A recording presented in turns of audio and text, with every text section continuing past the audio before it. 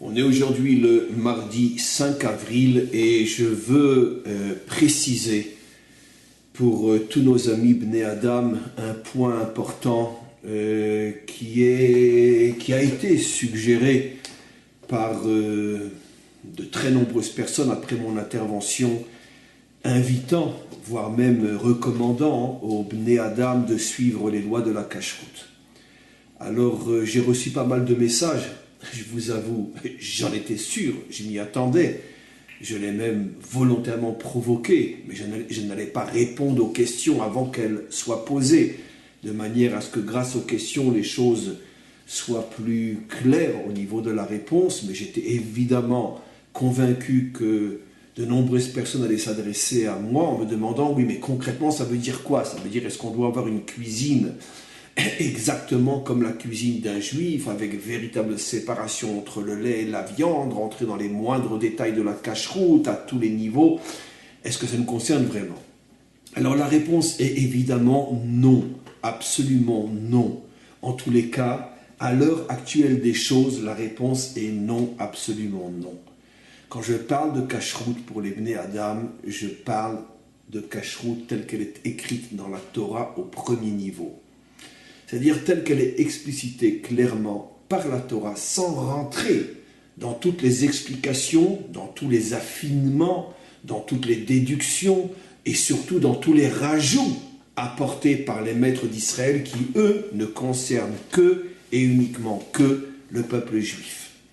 Les Bnei Adam doivent s'en tenir, et c'est déjà pas mal, c'est déjà héroïque, c'est déjà extraordinaire, à ce que la Torah dit clairement. La Torah parle clairement de tous les animaux marins, c'est-à-dire qui sont dans les mers et les océans, qui n'ont pas d'écailles et qui n'ont pas de nageoires, tant pis pour les moules et les crustacés, la langouste c'est très bon, mais c'est pas pour un Ben Adam. Mais encore une fois, c'est pas une obligation, je tiens à être très précis, ce n'est pas une obligation. Vous ne voulez pas, il n'y a aucun problème. J'ai donné mon avis, j'ai donné mon conseil, je vous ai suggéré quelque chose et je l'ai expliqué. C'est votre choix, vous n'êtes pas obligé. Je reste persuadé que quand le Mashiach va venir, vous serez oui obligé, mais pour l'instant, vous ne l'êtes pas. C'est simplement un très bon conseil que je vous donne. Mais ce n'est pas une obligation. Vous pouvez aussi procéder par étapes. Aujourd'hui, on ne mange plus de porc, demain, on ne mangera plus de lapin, après-demain, on ne mangera plus du tout d'un animal qui n'est pas ruminant et sabot fendu, après, on passera aussi aux moules, aux crustacés, etc. C'est votre choix. Mais, je reviens à ce que j'explique. Tous les animaux marins qui n'ont pas d'écailles et qui n'ont pas de nageoires, au niveau des animaux terrestres, les mammifères ou autres, il faut qu'ils aient sabot fendu et qu'il rumine, donc impossible de manger du lapin, du porc ou du cheval à titre d'exemple.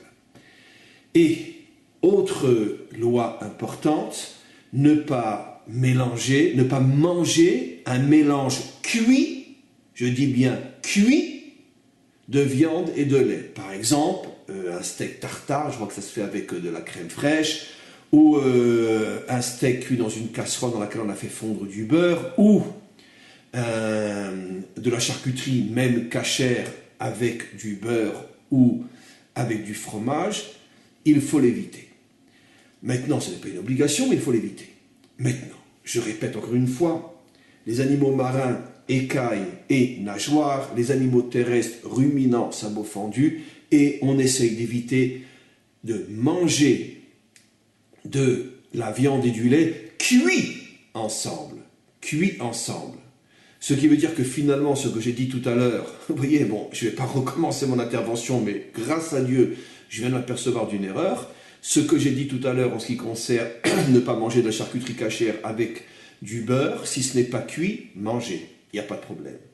C'est l'interdiction de cuire, parce que la Torah parle explicitement, tu ne cuiras pas le lait et la viande, laquelle utilise l'expression du bébé dans le lait de sa mère, mais on sait très bien que c'est un exemple, le sens large, c'est toute viande cuite dans du lait, dans de l'aliment laitier, ça inclut bien sûr le beurre, etc. Tout le monde comprend qu'il faut un petit peu dépasser la lettre. Donc voilà les grands points. Maintenant, vous n'êtes pas obligé d'avoir 2 vaisselles. Vous n'êtes pas obligé d'avoir 2 éviers.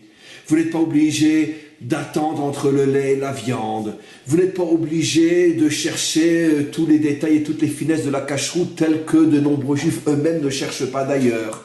Contentez-vous de ce qui est marqué clairement dans le texte et tel que je viens de l'expliquer, de le résumer. Si vous faites ça, c'est héroïque et c'est en même temps très bien pour vos âmes et pour vous-même. Si vous ne le faites pas, il n'y a pas de problème, il n'y a pas de punition, il n'y a pas de dégâts.